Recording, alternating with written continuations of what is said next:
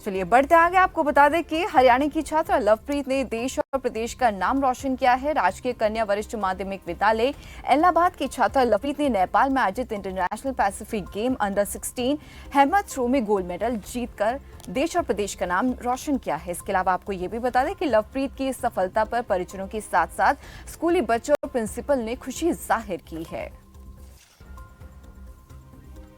तो जिन लवप्रीत की आज हम बात करते हैं वो हमारे साथ इस खास कार्यक्रम में जुड़ गए। लवप्रीत, बहुत बहुत स्वागत है आपका खबर फास्ट पर। Thank you ma'am. जी लवप्रीत, सबसे पहले मैं आपको कांग्रेचुलेशन करना चाहूंगी कि आपने इस कंपटीशन में गोल्ड मेडल जीता है और देश प्रदेश का नाम रोशन किया है। Thank you ma'am.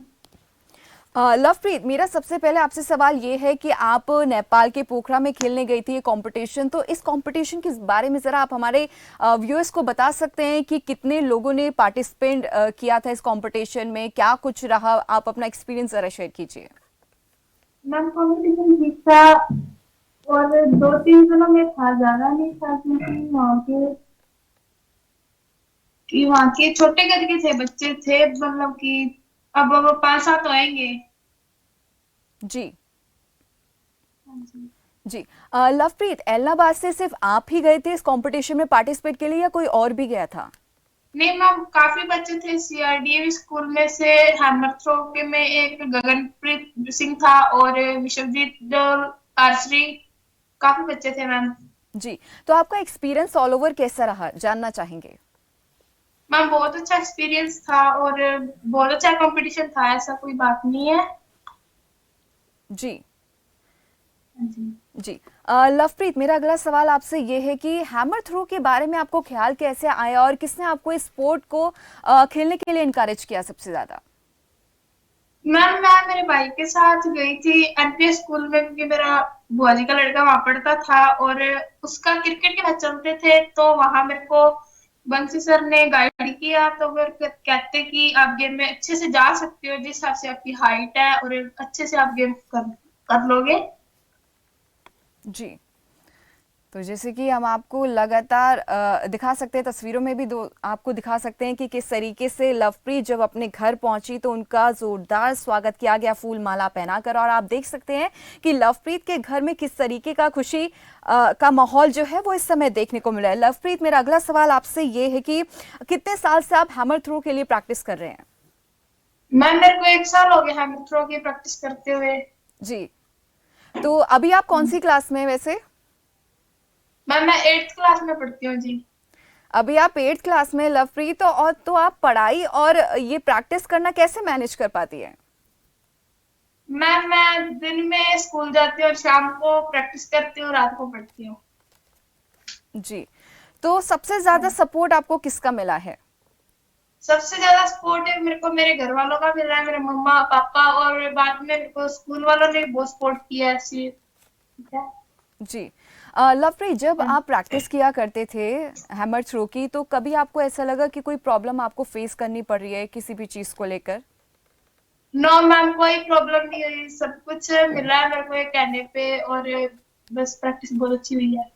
जी लवप्रीत, मेरा अगला सवाल आपसे ये है कि हमने जैवलिन थ्रो के बारे में सुना और बहुत सारे ऐसे स्पोर्ट्स के बारे में सुना है, क्योंकि जैवलिन थ्रो नीरज चोपड़ा के नाम से जाना जाता है जब से उन्होंने मेडल जीता है, लेकिन हैमर थ्रो के बारे में आज भी ऐसे कई दर्शक हैं हमारे जो नहीं जानते। तो इस हैमर थ्रो के बारे में जरा बताएं, कैसे खेलते हैं, क्या कुछ इस गेम के बारे में जरा बताएं।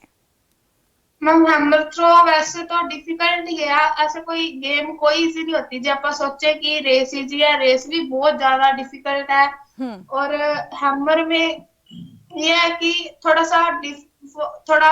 ग्राउंड बड़ा होना चाहिए और आसपास में कोई ना हो, क्योंकि वो कभी भी किसी के लग गया तो उसके बचने के चांस थोड़े कम ही होते हैं। बिल्कुल बिल्कुल। अच्छा, एक चीज और है लवप्रीत, जो हैमर थ्रो आप प्ले करती है, प्रैक्टिस करती है, तो वो हैमर का वेट कितना होता होगा? मैम वो 3 kg का है। तो मतलब हर एज ग्रुप के हिसाब से वो उसका वेट डिसाइड किया जाता है या फिर एक पर्टिकुलर वेट ही होता है? हाँ जी मैम, उस लड़कियों का वेट अलग होता है और लड़कों का वेट थोड़ा अलग होता है हैमर का। हम्म हाँ जी। जी लवप्रीत, मेरा अगला सवाल आपसे ये है कि आप इन फ्यूचर बनना क्या चाहती हैं वैसे? मैम अब तो मेरा यही ड्रीम है कि प्लेयर की लाइन में जाऊं। अब आगे मेरे को प्लेयर ही बनना है। ओलंपिक गेम्स में मेरे को गोल्ड मेडल लेके आने हैं। जी। लवप्रीत, हाँ जी। जब आप प्रैक्टिस किया करती थी तो कभी आपको ऐसा लगा कि आपको कोई इंजरी हो गई है या किसी तरह की चोट लगी है आपको प्रैक्टिस करते वक्त? No ma'am. और जब आप प्रैक्टिस करती थी तो आपके साथ कौन कौन उस समय मौजूद हुआ करता था? मेरे साथ मेरे कोच साहब श्रीमान बंसीलाल जी और जी। मेरे साथ और भी बहुत सारे बच्चे होते थे। हम्म। जी। हाँ जी। लवप्रीत, समय कम है लेकिन आपसे बात करके तो बहुत अच्छा लगा। एक आखिरी सवाल आपसे पूछना चाहूंगी कि आप इस जीत का श्रेय किसको देना चाहेंगी? मैं जीत का श्रेय मेरे कोच साहब श्रीमान बंसीलाल सर और मेरे मम्मा पापा और मेरे स्कूल वालों को देना चाहूंगी। जी। चलिए, बहुत बहुत धन्यवाद हाँ जी। लवप्रीत, आप हमारे साथ जुड़ी और आपने अपना कीमती वक्त हमें दिया है। तो ये थी हमारे साथ लवप्रीत, गोल्ड मेडलिस्ट, जिन्होंने हैमर थ्रो में गोल्ड मेडल जीतकर सिर्फ देश ही नहीं बल्कि प्रदेश का नाम भी रोशन किया, अपने माता पिता का नाम रोशन किया है।